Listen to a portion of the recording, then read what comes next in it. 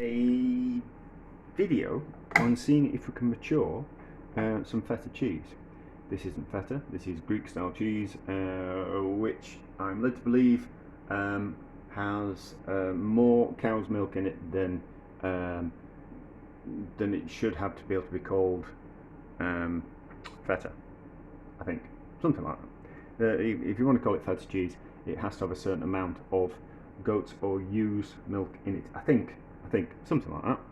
But this will probably have to. This is probably solely made out of cow's milk, so they can't call it Greek. So they can't call it feta. So they call it Greek style cheese. But it's the same kind of principle. So I had some.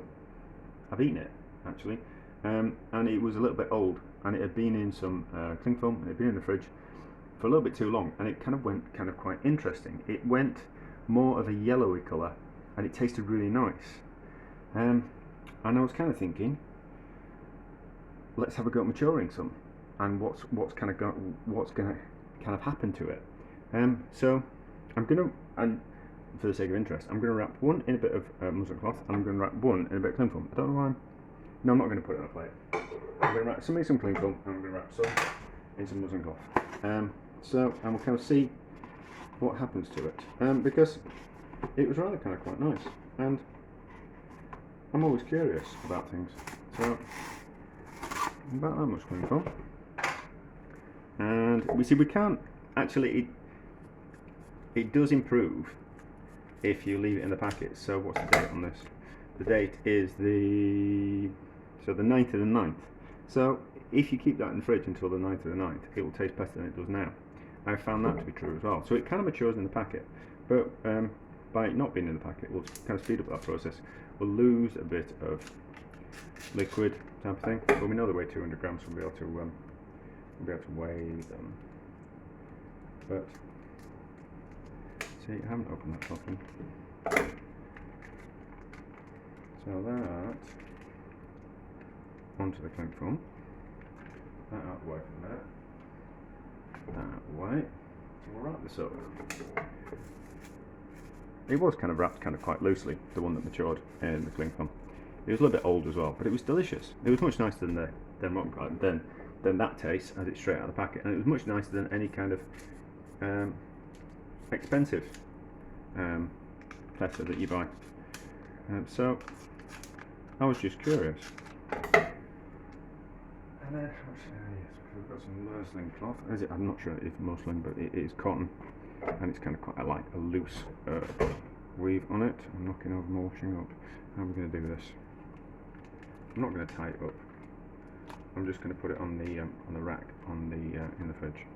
So, not like that. Get that out of the way. So it's just way. So that. And that'll protect anything wanting to get to it. So we'll do that and that, and then we'll kind of see how that turns out. And then I was faffing around with this maybe a month ago, I can't remember. And I've taken some leftover feta and I remelted the curds, and then I kind of formed it and decided to see if we could turn it into a hard cheese. So it sounds kind of quite solid, doesn't it? So let's have a look at it. So this will be a bit of feta experiment and an update on the seeing if we can turn feta curds into a hard cheese. And it shrunk, so that's kind of quite loose. It was quite tight when I did it. My fingernails are dirty because I've been faffed around with slow berries. So it's just that they've stained my fingers. It's not that my fingers are dirty. It's just that I've been faffed around with slow berries. And I've been swimming as well, they've just stained my hands. So, if you could actually get into this, it'd help, wouldn't it? And this is why my videos are longer than they should be, because I'm never prepared. So, let's have a look. Oh! So that's kind of quite interesting. Some bits are broken off, let's have a taste.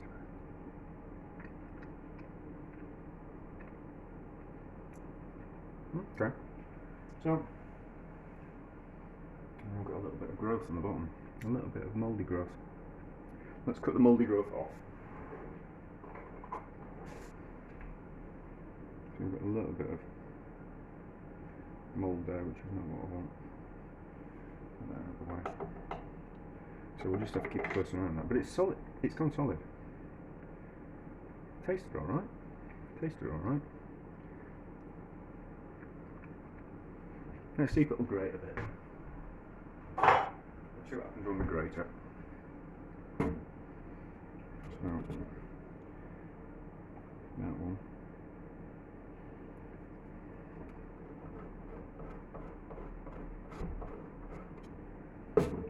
Great. Okay. So it's changed its colour. It's powdery. It's powdery. So